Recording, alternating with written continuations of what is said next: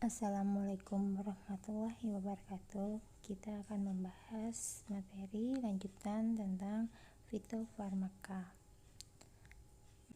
Yang membedakan fitofarmaka dengan sediaan tradisional lainnya yaitu pada pengujiannya. Uji fitofarmaka dibagi menjadi dua, uji praklinik dan uji klinik.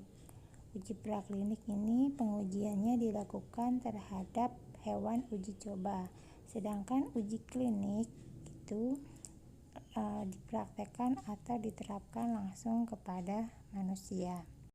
Definisi dari uji klinik fitofarmaka adalah pengujian pada manusia dengan tujuannya untuk mengetahui atau memastikan adanya efek farmakologi, tolerabilitas, keamanan, dan manfaat klinik untuk pencegahan penyakit, pengobatan penyakit, atau pengobatan segala penyakit.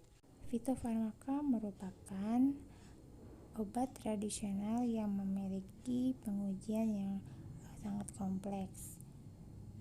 Untuk pembuatan fitofarmaka itu berdasarkan hasil pengamatan bahwa obat tradisional itu hanya berdasarkan pengalaman.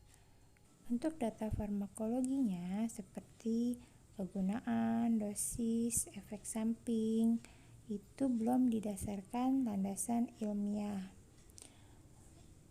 Jadi hanya berdasarkan turun-temurun atau pengalaman saja. Karena banyaknya pengalaman atau kepercayaan mengenai suatu obat tradisional, maka dalam bidang kesehatan obat tradisional ini perlu dikembangkan secara berangsur-angsur sehingga dapat dimanfaatkan secara legal terhadap masyarakat. Dalam pengembangan obat tradisional, maka diperlukan penggolongan menjadi dua bagian, yaitu obat tradisional jamu dan fitofarmaka.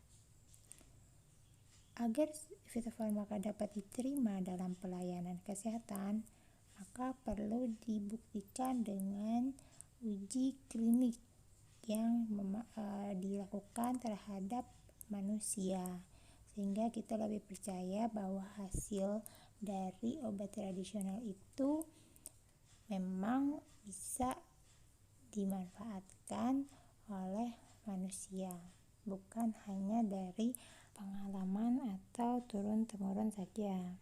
Tujuan dilakukannya uji klinik fitofarmaka yaitu memastikan keamanan dan manfaat klinik fitofarmaka pada manusia dalam pencegahan atau pengobatan penyakit maupun gejala penyakit. Yang kedua, untuk mendapatkan fitofarmaka yang dapat dipertanggungjawabkan keamanan dan manfaatnya.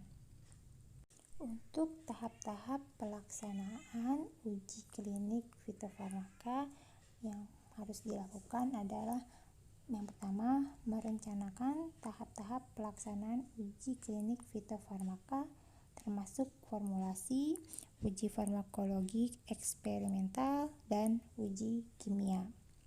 Yang kedua, melaksanakan uji klinik fitofarmaka. Yang ketiga, melakukan evaluasi hasil uji fitofarmaka. Apakah hasilnya menunjukkan hasil yang baik atau menunjukkan hasil yang diinginkan. Setelah melakukan hasil evaluasi uji klinik, maka menyebarluaskan informasi tentang hasil uji kliniknya kepada masyarakat. Penelitian diperbolehkan mempublikasikan pengujian yang dilakukan dengan memperhatikan kode etik publikasi ilmiah. Dan yang terakhir, memantau penggunaan dan kemungkinan adanya timbul efek samping fitofarmaka. Ya, ini adalah tahap-tahap dalam pelaksanaan uji klinik fitofarmaka. Selanjutnya kita akan membahas persyaratan uji klinik. Nah, di sini ada uji toksisitas dan kegunaan pada hewan. Pada sediaan fitofarmaka yang akan diteliti, dapat dilakukan pengujian klinik pada manusia apabila sudah melalui penelitian toksisitas dan kegunaan pada hewan coba yang sesuai dan dinyatakan memenuhi syarat, baru boleh dilakukan uji klinik terhadap manusia.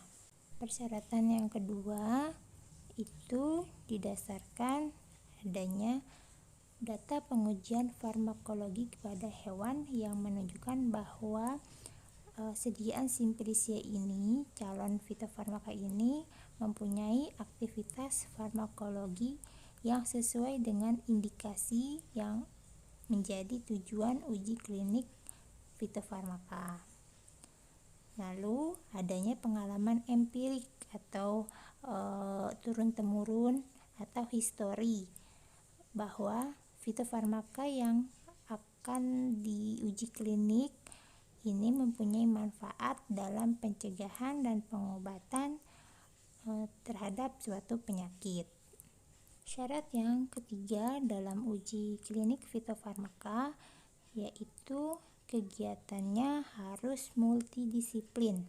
Maksudnya di sini multidisiplin harus memenuhi syarat-syarat ilmiah dan metodologi suatu uji klinik untuk pengembangan dan evaluasi khasiat ini harus dengan protokol uji yang sudah ditetapkan oleh Menteri Kesehatan.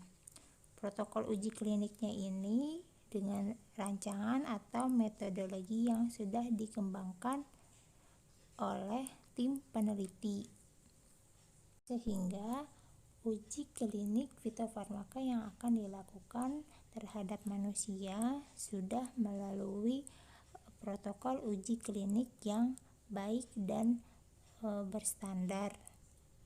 Persyaratan yang keempat dalam uji klinik fitofarmaka harus memenuhi prinsip-prinsip etika sejak perencanaan sampai pelaksanaan dan sampai penyelesaian uji klinik. Jadi setiap kegiatan harus mendapatkan izin kelayakan etik dari panitia peneliti biomedik kepada manusia.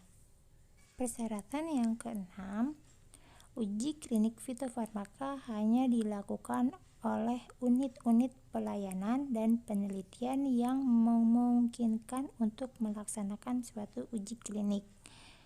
Dari segi pelengkapan sarana, keahlian personalianya, maupun tersedianya pasien yang mencukupi. Pengujian klinik dalam unit-unit pelayanan kesehatan di luar sentra uji fitofarmaka seperti misalnya puskesmas atau rumah sakit harus mendapatkan supervisi atau monitoring dari sentra uji fitofarmaka dari awal pelaksanaan, dari perencanaan sampai selesainya pengujian uji klinik fitofarmaka terhadap manusia. Sekian materi uji klinik fitofarmaka yang dilakukan terhadap manusia. Semoga bermanfaat. Terima kasih. Wassalamualaikum warahmatullahi wabarakatuh.